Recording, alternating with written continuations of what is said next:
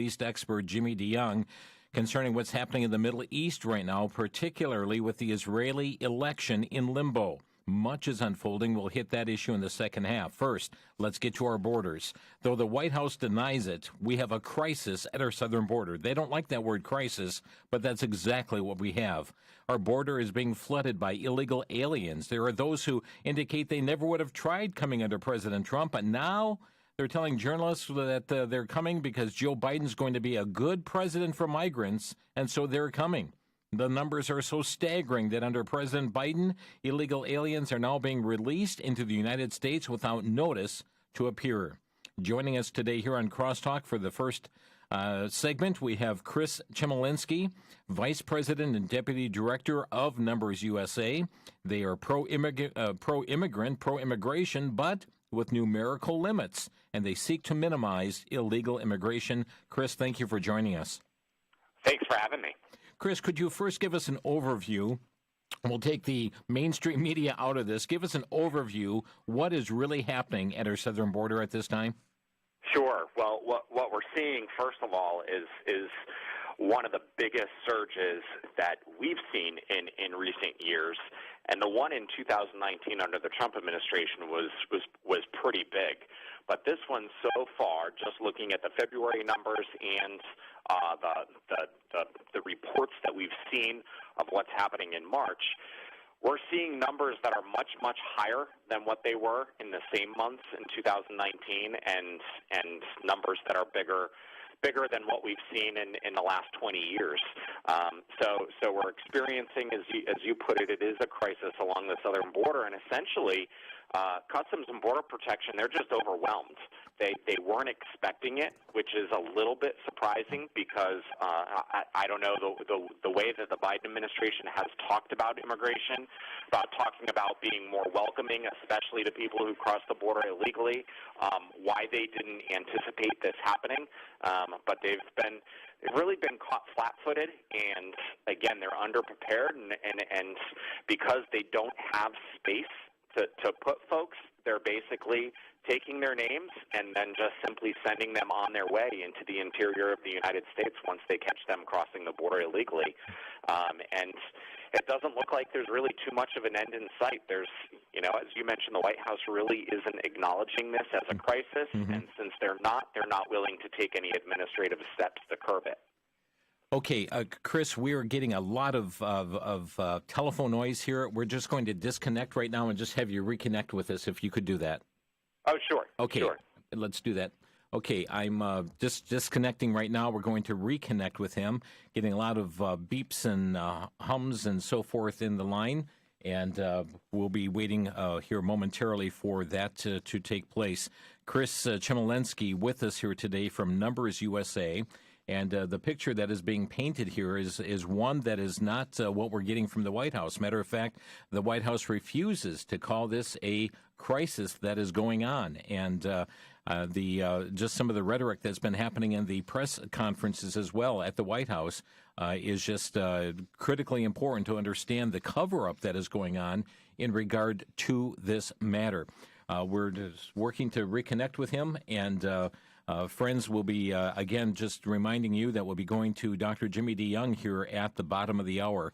But indeed, what we're seeing is the matter of people that are just being let into society here today. Matter of fact, there are a number of individuals that are just being placed on buses and shipped to communities who said, hey, we are overloaded here at this point. We cannot take these individuals coming in. We do not have the social services that are put together. We don't have the facilities that are necessary for this. And friends, these are critical times taking place at the border here as we speak.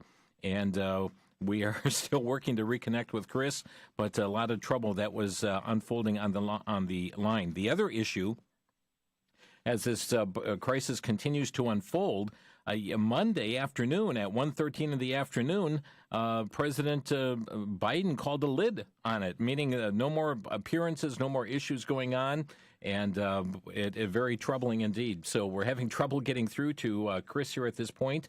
We will have to wait upon him for reconnect, and we can even find out up front if he is doing it as well.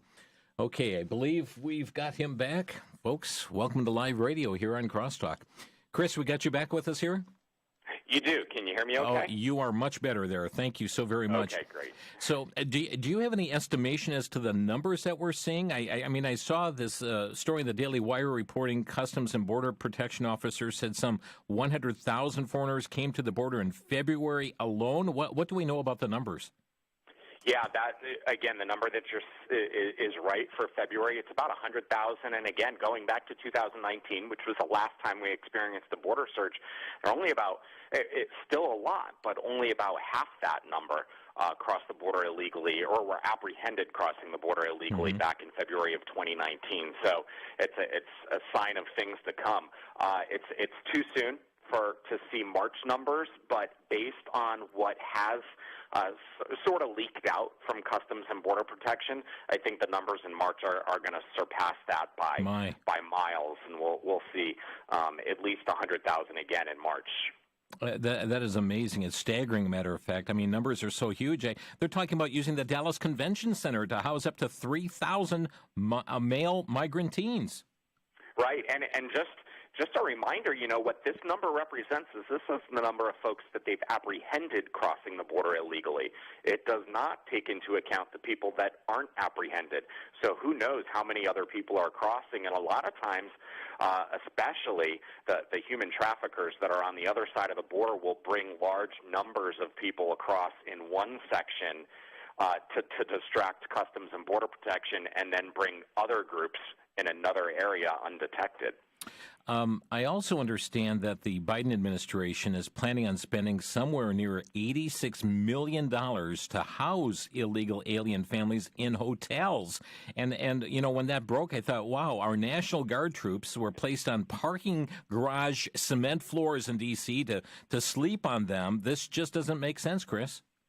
Yeah, the administration is getting a lot of pressure from especially the Progressive Caucus on this in the House of Representatives because they're seeing the images. And the images don't look that much different from the surge that we experienced during the Trump administration, and they were very critical of the conditions that migrants were put in. So they have to be just as concerning now. So the Biden administration is pretty much doing everything they possibly can to make sure, again, that folks are as comfortable as possible when they cross the border illegally, all of it on the taxpayers' dime. So why is the media being barred from showing the images from the border? Yeah, that's a great question, and I think the answer to that is because they don't want the images of what's happening along the border to be spread across the country. We saw what happened again a few years ago, and all the references to kids in cages and families being separated and all those sorts of things. Well, the Biden administration is basically forced to do the same thing because of the large numbers of people that are coming across, but they don't want to share that. So they're trying to cover it up as best as they possibly can, but you're starting to see the mainstream media really starting to get frustrated, and because they don't get access to the actual Border Patrol facilities along the border, what we've seen a lot of mainstream journalists do is go on the other side of the border in Mexico and talk to them before they cross the border, and that's just as damning for the administration because you're hearing folks saying that they're coming because they heard that the administration was going to let them in and give them work permits. Yeah, yes, and what we're seeing really, though, should not shock us. I mean, after all, it was career officials from the Department of Homeland Security. They warned the transition team to the Biden administration that revoking President Trump's border policies would have catastrophic consequences. And right now, Chris, we're seeing those consequences. We absolutely are. And, going back to the fact that the administration has kind of been caught flat-footed on this whole situation, we saw the numbers start to increase in November. Right after the election, and it was declared that Biden was the winner, you started to see the numbers spike and spike and spike. So this was happening before January 20th that we started to see the numbers increase. And again, they really haven't done anything. They didn't do anything during the transition to really prepare for it. all they talked about was giving an amnesty to everybody who's in the country illegally. And when you start doing that, you're inviting other people to come in illegally. Yeah, you're laying out the red carpet. And I found it interesting. I've seen the photos of those wearing Biden T-shirts and saying Joe Biden's going to be a good president for migrants. And some are saying President Joe Biden promised them that they would be allowed to enter our country, so they came. Right, and when you start to when you just look at the plan that Biden has put forward that's now been introduced in Congress as the U.S. Citizenship Act, most amnesty bills in the past, they've usually said that somebody had to have been in the United States within they had to enter at least 2 or 3 years ago in order to be eligible, but that's not the case with his proposal. His proposal is willing to give an amnesty to everybody who is in the country by January. It's rolling, as you mentioned, it's rolling out the red carpet and inviting people to come, and that's what they wanted, but they also don't want to deal with the consequences of those policies, and that's part of the reason why they're blocking the media from entering these Border Patrol facilities. Chris Chmielewski from NumbersUSA.com with us here today on Crosstalk.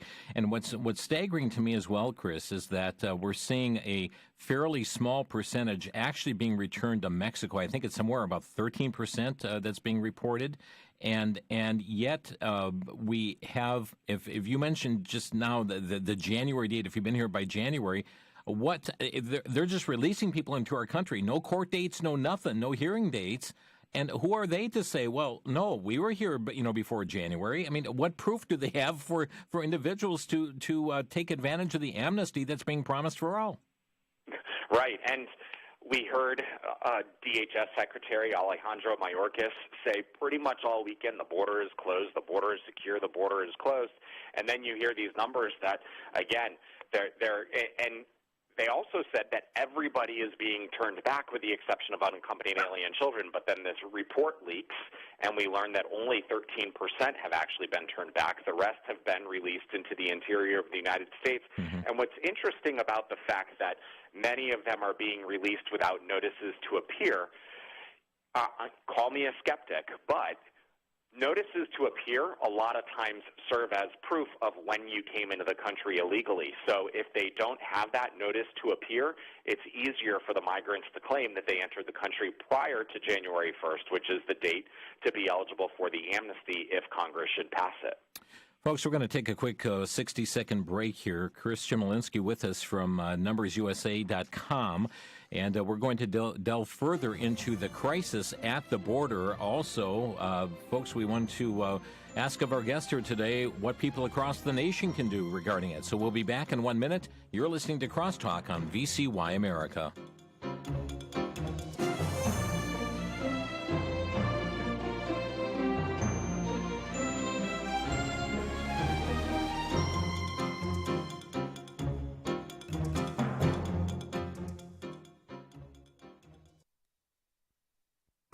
Back to Genesis with Dr. John Morris, Noah's Ark explorer from the Institute for Creation Research. Dr. Morris, can you tell us anything new about the search for Noah's Ark? Chris, the search for Noah's Ark is always on the minds of that set of people that have Ark fever, and I'm one of them. I've been involved in the search for Noah's Ark since 1970 and have led numerous expeditions to Mount Ararat. In the last 15 years or so, hardly anybody has legally been on Mount Ararat. We have, however, been able to search from satellite photography, but with no firm indication that the Ark has been found. The Bible does not predict that the Ark will be found, so we don't have that to look to, but we do have a lot of evidence. Hundreds of people claim to have seen the Ark, but we just don't have any proof. A lot of smoke, but no fire. The Ark did exist, that we're told back in Genesis, but does it exist today? Maybe. To learn more about creation, get our free DVD called That's a Fact. Call us at 800-628-7640 and mention the promo code FACT.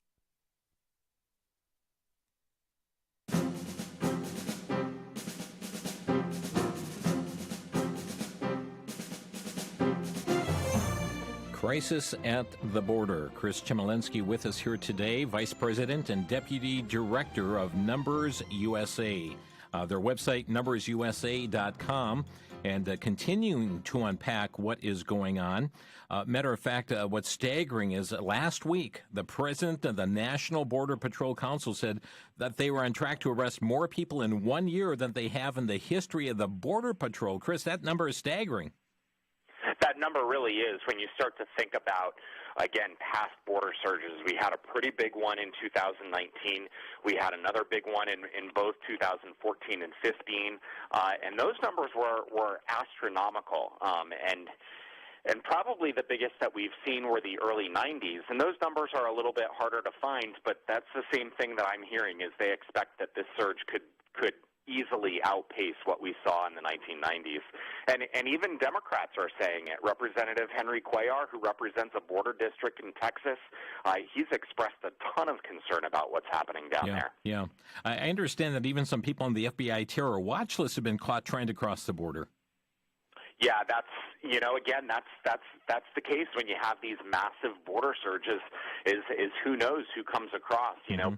The bad guys figure that, okay, well, if you have these large groups of family units and unaccompanied minors that are being smuggled across the borders, we can easily just blend in. So they try to take advantage of a situation that, you know, we're in a vulnerable situation right now down on our southern border, and they figure, why not? Let's try to take advantage of it, especially if they're going to just release us. And what's interesting is that the Biden administration continues to blame the Trump administration for what's happening at the border. And, I mean, we're having this come from not only the press secretary, Jen Psaki, we're hearing it from the Nancy Pelosi's out there, other congressional leadership as well, trying to blame and pin the blame on President Trump for the mess that we're in now. It seems to me it was Mr. Biden that revoked the emergency order at the border. Yeah, it's kind of fascinating when you see some of the rhetoric that's coming out right now, and I don't know how they can blame the Trump administration. I mean, first they roll back pretty much every single Trump administration policy, which resulted in the surge that we're now experiencing. And another thing that they've gone after the Trump administration on is closing down detention centers, and that's just completely wild to me that they're going after the Trump administration for dismantling places where they can hold and detain people who cross the border illegally, because they criticize the Trump administration for expanding detention in those years. So it's just strange, the arguments that they're using, but they just hope that, you know, people are buying them, and some are. What's your perspective of the major media across the nation on this issue? Are they masking this as you see it, or are they delving into it? Yeah, I think they started to mask it at first and try to play it off as, oh, this isn't that big of a deal. This is just a temporary surge. But now they're starting to see a little bit of mishandling, and I think they're also frustrated. There comes a point in time where, you know, despite if the mainstream media is leans a little bit towards more favorable towards the Biden administration, at some point, a good story outweighs that leaning, that perspective that they have, and it only frustrates them even more when they get denied access to something that the Trump administration, the previous administration, who they just loathed so much, basically threw open the doors and said, yeah, come in and see what's happening. I understand also some of the local mayors are declaring states of emergency. I mean, they actually have busloads of people that are being just dropped off in their community. Yeah, and again, this isn't a right-left thing. You're seeing it from both sides of the aisle. You're seeing Democratic mayors expressing the same kind of concern that Republican mayors and elected sheriffs are seeing along the border. You know, they don't want their towns overwhelmed by these people crossing the border illegally, and you know, we're still in the middle of a pandemic, and there's really not effective testing of the folks that are being apprehended crossing the border illegally, not to mention the ones that go undetected crossing the border illegally. And we've seen reports that they have higher rates of COVID positivity than we do here in the United States. So that's concerning to some of these communities along the southern border. It is, and the border states as well. I know the Biden team has been blaming Texas for opening up and relaxing, you know, their COVID restrictions, masking, and so forth. But here they are bringing in many illegals, and some of the numbers, some high percentages of those with COVID is rather astounding. Right, and they're putting them on public transportation, trains, buses, planes. They're putting them into homeless centers, homeless shelters, as you mentioned, convention centers. So they're spreading them out across the Southwest, and I think you're going to see some spike in the numbers in terms of COVID cases over the next month or so as a result of this. Monday of this week, President Biden called a lid at 1:13 in the afternoon, D.C. time. In other words, won't be seen for the rest of the day. And this is just as, we have this crisis just compounding. And this also came as Jen Psaki, the White House press secretary, used she was fired a number of questions about the border, and then she talked about what the State Department is doing, and I just laughed when I heard this. They're putting ads on Facebook and Instagram. Don't come out to Central America. Don't come to the U.S. And she said we're taking radio ads telling people not to come. They even put out a comic book and an animated show. I mean, that sounds crazy to me. It really does. It really does. And, you talk about the early lid, and that's because the administration just doesn't want to acknowledge it. Because the second the administration does acknowledge this as, I think they spent most of last week calling it a challenge along the border. Right. But the second they start to throw significant resources at it and start to call it a crisis or use stronger words than quote-unquote challenge, well, that means it really is something that's happening on the border. And they don't want this to detract away from the rest of their agenda. It's already detracting away from their agenda. Again, the Biden's immigration reform plan that I alluded to earlier in the segment, that's pretty much dead on arrival. Everybody, even Democratic leaders, the people that introduced the legislation into Congress are even acknowledging that it's probably dead on arrival. And the House passed a couple of amnesty bills last week, and even Lindsey Graham from South Carolina, who introduced the DREAM Act in the Senate, said that the House DREAM Act is probably dead on arrival in the Senate until we start taking care of the border crisis that's currently occurring. Yeah. So just to be clear, the President Trump had detain and remove. That policy is out the window now, isn't it? Absolutely right. It's back to catch and release. So it was detain, get all of their information, and then send them back across the border back into Mexico. And now instead, what we're doing is we're catching them, taking down their name, and then releasing them into the United States, and often with tickets to hop on a bus or hop on a train to go somewhere. And, this leaves people in the level of frustration all across this nation. We've got people listening coast to coast and asking, what can I do? How can I make a difference in this? It's just abhorrent as to what's taking place at our southern border. How can I get engaged? What do you suggest at Numbers USA? Yeah, that's the best way for people to get involved. And number one, they need to call their members of Congress, their U.S. representative and their two U.S. senators, and express their concern over what's happening on the border, and say that they need to take tough action. They need to dissuade people from coming up to the border, and they need to focus on enforcement instead of rewarding people who are in the country illegally. If they're looking for ways to do it, of course, Numbers USA, my organization, we're a grassroots organization. So if they come to our website, we provide the tools that they can use to reach out to their three members of Congress. That's numbersusa.com. Numbersusa.com. Are the members of Congress, are they attuned to this? Are they getting those kind of phone calls right now? Are the American people speaking out on this? It seems like there's a flood of so many issues going on. Yeah, there are a lot of issues. So, interestingly, the House of Representatives just this week started a 3-week recess, so they won't be back until mid-April. The Senate's in session this week, but they'll be leaving at the end of this week for 2 weeks as well.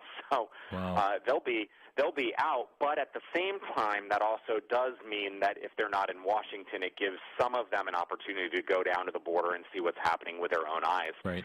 So we'll see what ends up happening. But it's also a great time, since the members of Congress are going to be back in their home districts, to make sure that they hear from their constituents and hear concern from their constituents about the situation, especially from those that are have serious concerns about what's happening down there. In terms of responsiveness, yes, we know we were directing a lot of phone calls into Congress last week, and we heard reports of the switch lines being bogged down and phones being rerouted, things like that. So they are hearing from a lot. There's a lot going on, though. In addition to immigration, you've got COVID relief, you've got H.R. 1, you've got a bunch of other issues that are on the table. So they're hearing it from all different angles, but immigration is definitely one of the areas that Congress is getting a lot of pressure on right now. You mentioned COVID relief. Are illegal aliens getting COVID relief funds? So, yes and no. So the way that there's a couple different ways that Congress could approach it, but the very last bill, the most recent one that they passed that has set up this newest round of COVID stimulus checks, what it does is it excludes illegal aliens from receiving the checks, but if you have mixed status families, which means that the family has both U.S. citizens and illegal aliens in the family, then they're eligible to receive it. So in a roundabout way, yes, some illegal aliens are, but the bulk of them are not eligible. But still, it's a pretty staggering number. I've seen estimates as high as about $4 billion will go to families that have illegal aliens living in them. My.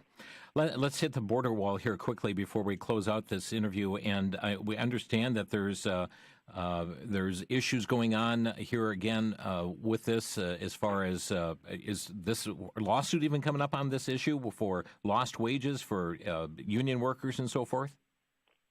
Yeah, I mean, basically this is unfortunately the Biden administration has just been wasting away taxpayer money because these are contracts that have been signed, and we have to make good on those contracts. We as the American people American taxpayers have to make good on those contracts. So Biden administration is spending about $6 million a day to basically have a bunch of equipment sit on the border, not be used. And the administration is going to have to make a decision at some point in time because some funds were discretionary, but some funds that were passed in the last round of government spending were specifically earmarked to be used to build border fencing, border barriers along the southern border.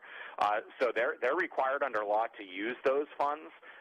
If they don't use them, they have to have a really, really good reason, and the reason can't be, well, we just don't like it. So I think you're going to see some legal action pop up on this, but it also looks like that the Biden administration is probably going to make a decision at the 90-day mark for the administration, which is coming up in a few weeks, and we'll see if they decide to start moving forward with construction or not. If they decide not to, then I think you could really see the lawsuits start to gain some traction. Folks, you can reach your member of Congress. Members of the House, the main switchboard going in is 202-225-3121. That's 225-3121. And to the Senate, it's 224-3121. Now, if you go to house.gov, you go to senate.gov, you'll also find their local district numbers as well. You can connect with them there. And friends, you check out the website, numbersusa.com. Chris, thank you so much for carving out the time and informing our listeners on this critical issue. Well, thanks for having me on. Great. Chris Chemalinsky with us from numbersusa.com. A quick break, and afterwards we're going to connect with Dr. Jimmy DeYoung with an update on matters that are unfolding in the Middle East. This is Crosstalk on the VCY America Network.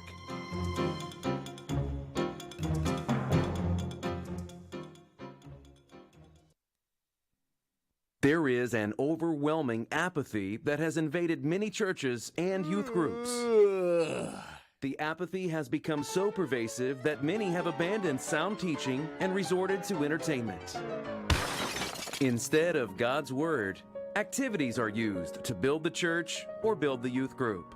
This troubling trend is captured in the DVD Play the Flute by Rich Cristiano, the story of a youth director who takes over a youth group filled with spiritual apathy. As he tries to motivate his students to get serious about their relationship with the Lord, he finds himself in an uphill battle. Although discouraged, what happens next is something he and his students will never forget. Play the Flute is available on DVD for a donation of $18 or more to VCY America. And for a limited time, additional copies to the same address are available for a donation of just $15 more. Call 1-800-729-9829.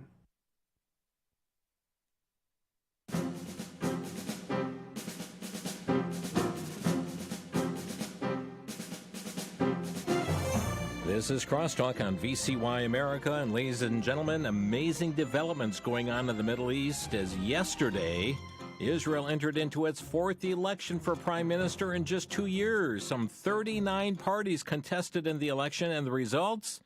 Well, they continue to hang in the balance. Joining us, we have Dr. Jimmy DeYoung, Middle East expert. He leads the ministry Prophecy Today, constantly monitoring the news regarding Israel and the Middle East, and provides a unique blend of political, biblical, and prophetic insight that's absent from the media today. Good afternoon, Dr. DeYoung. How you doing, Jim? Great to be along with you. Oh, indeed. Thank you for joining us. So tell us what's underway. Give us the developments underway right now with the Israeli election for prime minister. I mean, this is astounding what we see going on here. It is certainly astounding, historical. Never has Israel had 4 elections in 2 years.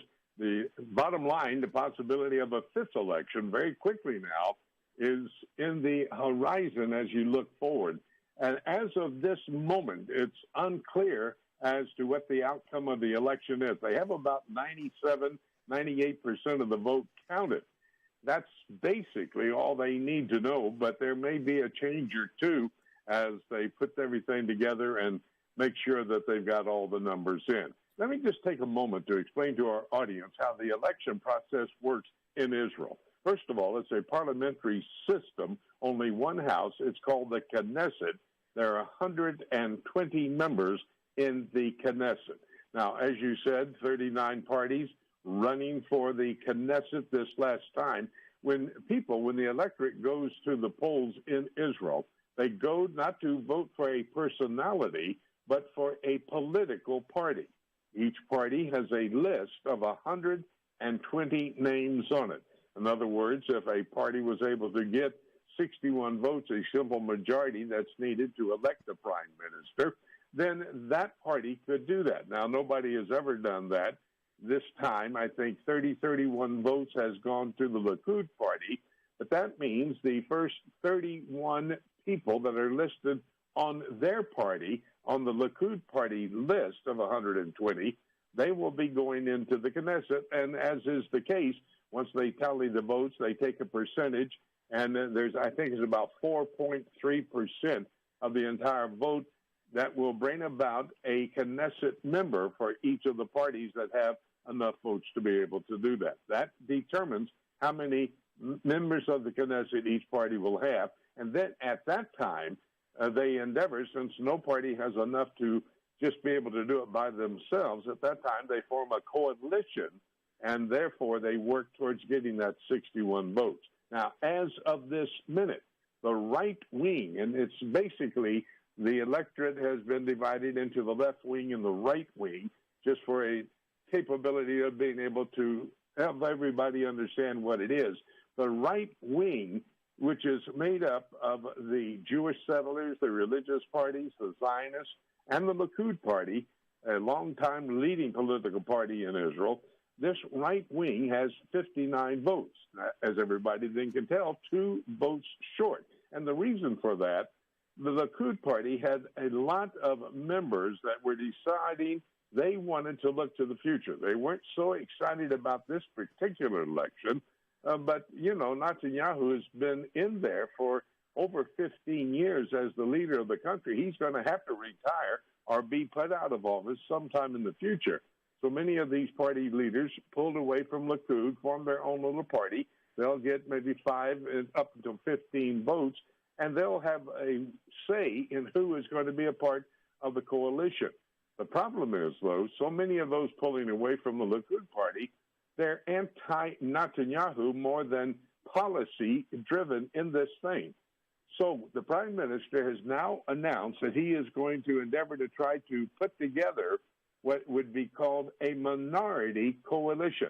I'm looking at the home page on my computer here of the Jerusalem Post, and it says Israeli election Could Abbas, who is the new kingmaker, and he is the leader of the Arab members of Knesset, could he be the kingmaker and bring it together?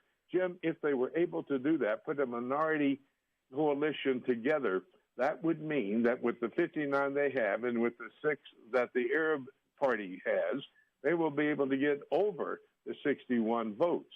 But that would only be able to work towards developing or pulling together this coalition government. It's going to be a very unstable government because the Arabs, if they get upset with the Israeli members of the Knesset, all they have to do is pull out. That would bring the entire party down, and that, of course, would then mean they move to a 5th election, which would be just off the wall if they had to do that. Some would look at that coalition with the Arabs and you know the likes of the Likud party as being oil and water, not being able to mix together. Do they have a common bond? Do they have any kind of common ground in coming together? The only common ground they have is forming a government. The Arabs are members of the Knesset. They vote on every single issue that confronts the Knesset. And so they need to have a government that's in place. They don't want to go with the left wing. And Netanyahu, basically, during the days of campaigning, has played to the Arab parties and the Arab people, and he has been the best prime minister for the Arab people. I'm not saying he's ready to, go against every philosophy, every mindset, every policy he has, but he wants to form a government, but it's going to be very nebulous as to whether the government would stay together. And this, Jim, everybody knows was a key election because of the new Biden administration and their Middle East policies, somewhat different than the Trump policies. Let me just think a moment with these thoughts that the Arab nations would be concerned about with these members of the Knesset, the Arab members. For example, the Middle East policies, including Iran's nuclear deal, the relationship with the Saudi Arabians, the peace process with Israel and the Arab nations, which would be the Abraham Accords, and, of course, the threat of the Muslim world in Israel. So this is a very important election. It may not be really able to set up a solid government. They may have to go to a 5th election. And there's never a dull moment in the political arena in Israel. Why are we seeing such a tug-of-war? I mean, 4 elections in 2 years, possibly a 5th election now. Why such a tug-of-war, one like we've never seen before? Basically, they are wanting to have Netanyahu step off of the political scene. That is the main reason, because if all of those other parties that had been formed by members of the Knesset in the Likud party leaving had not been established, he would have somewhere near 70 votes for this Knesset. So that's part of the reason of what's going on. And there's, been some tough times with the COVID situation, with the Abraham Accords. Those have been great, but then there's still the concern that many have with the fact that Jordan is now, which has, by the way, the longest border with the state of Israel, now in a conflict with the state of Israel itself. So there's a number of issues that come, but most of them, the fact is that these parties that have been formed by former members of the Likud party, Netanyahu's party, they want to have the next generation of leadership in the Israeli government. Any idea how voter turnout is? What kind of percentage of people are actually turning out to vote? Jim, it's down from what the last 3 have been. I think it was about 50.7% turned out last time. It was 63 or 64% of the body politic that turned out to vote. So it's down. The people are getting tired. Yeah. They're weary of continually having these elections one after another. Voter fatigue to the nth degree.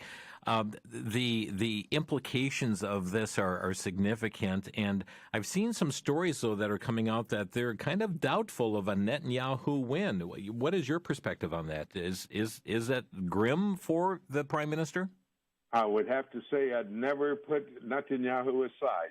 I remember Judy, my wife, and I were in Israel, both of us journalists. We covered the first time that Netanyahu ran for the prime ministership. He was running against a man who had been long in there in the position of government, and They said that his opponent, Netanyahu's opponent, had won at midnight when Judy and I went home, went to bed, got up the next morning, turned on the news. Netanyahu had been the winner. He is a master at being able to put coalitions together. I do believe this is probably the toughest coalition he's going to have to try to bring together. But if I was a betting man, I am not. If I was a betting man, I would bet on Netanyahu pulling it together. There's not really anybody else that could make it happen, could form a coalition other than Netanyahu. So we saw the Blue and White Party advancing, Benny Gantz there. Is that the same party that seems to be in the majority at this point as well, or is there another rising star in all of this? No, Benny Gantz has really fallen from grace. In fact, he had 16 votes in the last Knesset. That's why Netanyahu formed a government with him, a coalition government, and they would be exchanging the times of running and being the leader of the country and the prime minister's position. So the first 2 years of a 4-year time of election went to Prime Minister Netanyahu to be the prime minister. Benny Gantz was the defense minister, number 2 position in the Israeli government. But they were to go a 2-year period of time. That 2 years has not even happened. It fell apart because Gantz really is not a good politician. I said he had 15 or 16 members of the Knesset last time. He's down to 4 or 5 this time. So he's fallen. I don't think he could come back unless the people want to just get behind some man who's not going to be a threat to them. Some of these other party leaders who want leadership in the future, they may join it, but it doesn't look like that would really happen. You had mentioned the new Biden administration and all of this, and I saw, though, that it was the vice president, Kamala Harris, actually speaking with Benjamin Netanyahu. Is she the primary go-to in all of this? I mean, matter of fact, I saw a story coming out recently that the White House, some secret memo or something, don't refer to it as a Biden administration, but a Biden-Harris administration. Is she going to be the new dominant player on the scene as it relates to relations with Israel? I mean, if so, that's kind of scary. It is kind of scary, and I did see that same story about Biden saying he wants to be known as the Biden-Harris administration. It was the president, Joe Biden, who first called Netanyahu after a long period of time, I think almost 57 days before I ever got a call into him.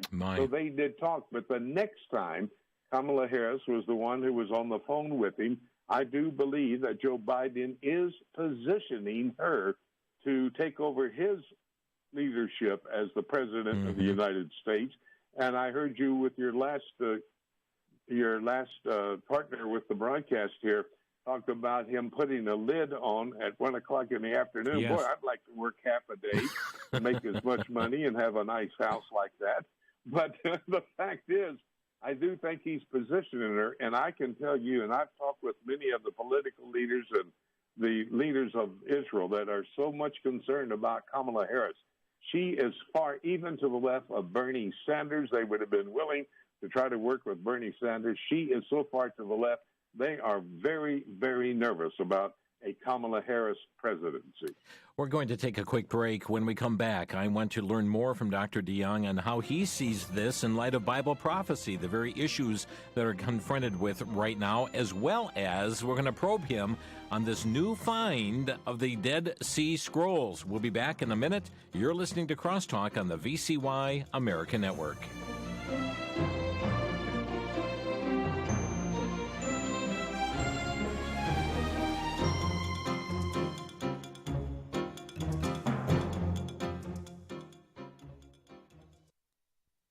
For the Worldview Report, I'm Brandon House. Our website, worldviewreport.com. Recently, the former director of national intelligence for the Trump administration, John Ratcliffe, appeared on Fox News to declare that governments all across the globe have documented the sightings of, wait for it, UFOs. He goes on to state that these objects are flying at huge speeds, supersonic speeds, but guess what? They don't give off a sonic boom. They're making turns and maneuvers that are beyond the technology of today, and frankly, they're beyond the ability of a human being to sustain such 90-degree turns at that rate of speed. What are we looking at? Well, I believe we're looking at something from the spiritual realm, preparing the world to deceive the world, preparing the world to deceive the world. Ron Carlson, my friend, who passed away in June of 2011, finished his book, Fast Facts on False Teaching, predicting this would be how the world would be globally deceived.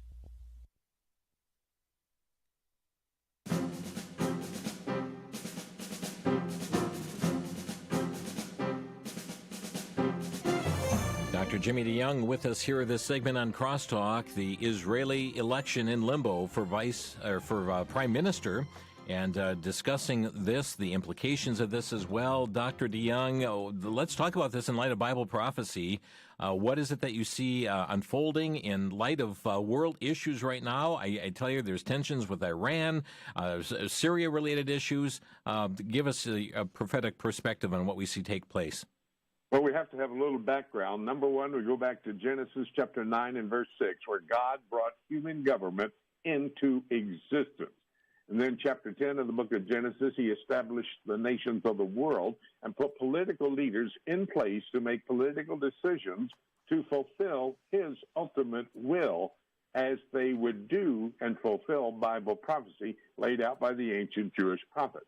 When you look over at Revelation chapter 17 and verse 17, it talks about in the last days, the Lord will put into the hearts and minds of political leaders to make political decisions that will then, of course, lay out the scenario that will be fulfilled, the prophetic scenario that God wants to have happen, which will indeed fulfill his will.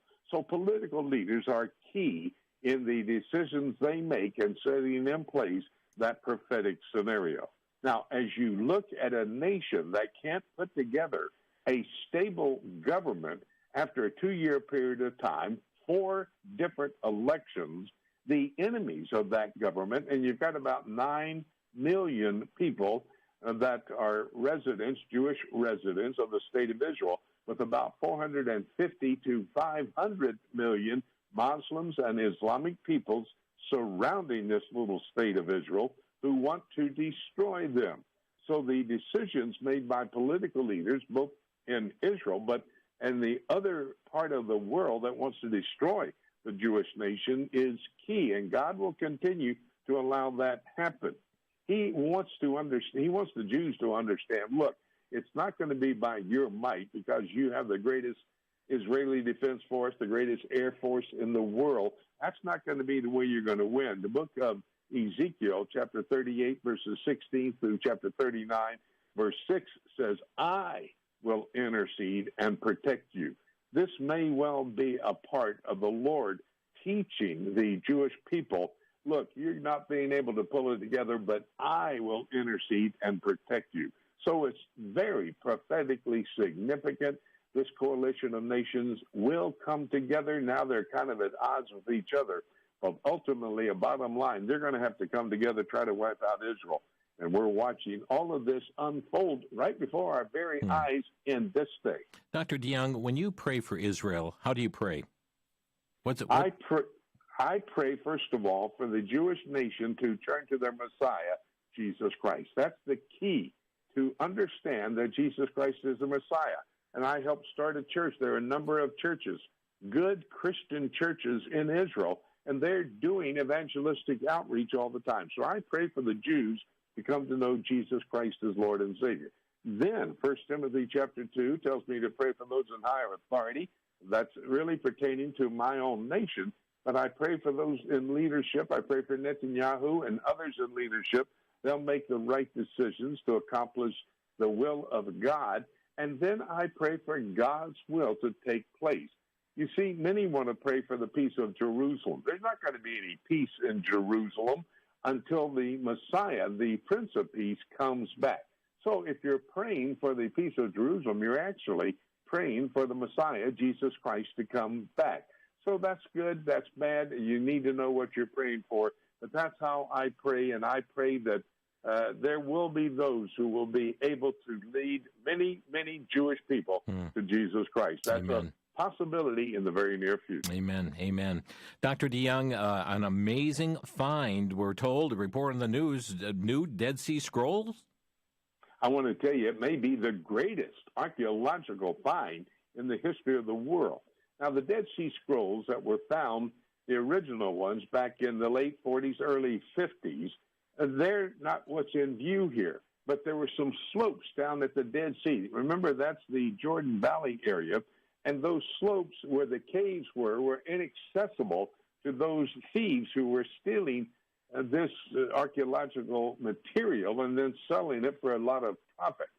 But now the Israelis have been able to use drones. They've been able to rappel down the cliff sides, go into these caves, and they found the other day a manuscript of the book of Zechariah. Zechariah is the Bible book that uses the word Jerusalem more than any other book in the Bible. And it talks about chapters 12, 13, and 14, the return of Christ back to the Mount of Olives. This is only authenticating our word, these Dead Sea Scrolls, a marvelous find, maybe the greatest in the history of the world. And previous, I believe they found some portions of Nahum, and was it Zephaniah as well?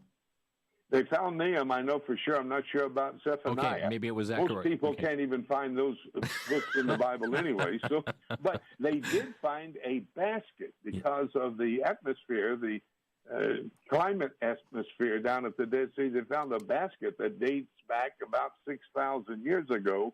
Great archaeological discoveries there. Wow. That's one of the amazing things about the state of Israel. They have a foundation. And it proves that there were Jews there 2,000 years ago. They were in the land that God had given them. Amazing, amazing. Well, Dr. DeYoung, I know you keep abreast of so many of these issues. You present them on Prophecy Today, and you've got them at prophecytoday.com as well, correct? That is correct. We'd love for you to come to our website. The banner over my website says, Looking at Current Events in Light of Biblical Prophecy. That's what I do. We list the top 10 news stories. You go to those stories, come back, I give you a prophetic perspective like we are doing today on your broadcast, Jim. And we got many materials, study materials that will assist you in your study of Bible prophecy. Again, that's prophecytoday.com, prophecytoday.com. And ladies and gentlemen, as well, you'll find a number of Bible courses on VCY's Bible Institute, taught by Dr. Jimmy DeYoung at vcybible.org, vcybible.org. Well, it happened on short notice, but Dr. DeYoung, thank you for being with us here today on Crosstalk.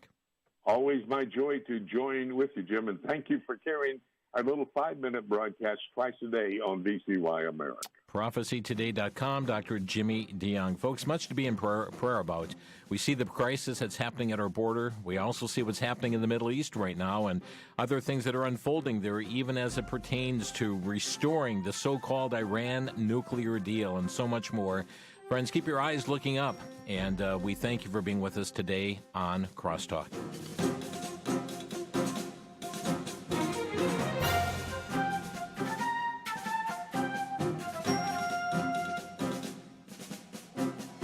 You've been listening to Crosstalk via satellite and the internet from VCY America. Views expressed may or may not be those of this station. For a CD of today's program, send a donation of $6 or more to VCY Tape Ministry, 3434 West Kilbourne Avenue, Milwaukee, Wisconsin, 53208, or download by RSS or podcast from crosstalkamerica.com. And join us again for Crosstalk.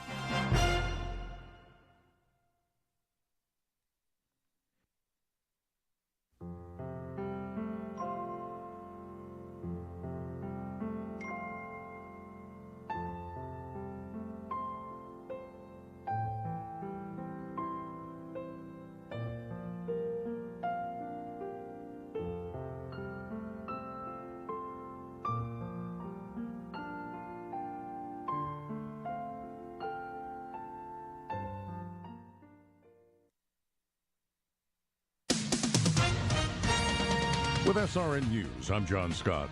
A delegation of White House officials and members of Congress traveling to the southern border to tour a facility being used to house children during an increase in migration. The visit to a facility in Carrizo Springs, Texas, comes as the Biden administration faces a growing humanitarian and political challenge at the U.S.-Mexico border. The White House is limiting media access on today's tour.